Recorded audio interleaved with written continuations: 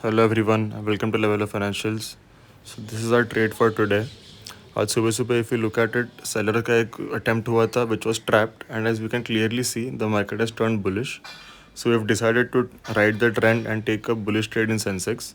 The targets are not too much, maybe about 150-200 points, because we think the market could be stretched out today, and on the upper levels buyers could not be performing very well.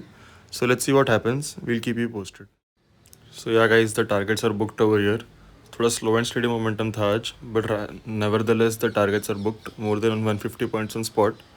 But the best part about Sensex is even if the spot moves slowly or even the spot moves less, premium पे यहाँ पे 150 points में 100 points मिल गए, because the premium momentum is too good. Even if it is a little volatile, it is too good. So yeah, this is for trade for today. Do let us know what you think of it, and do like, comment and share.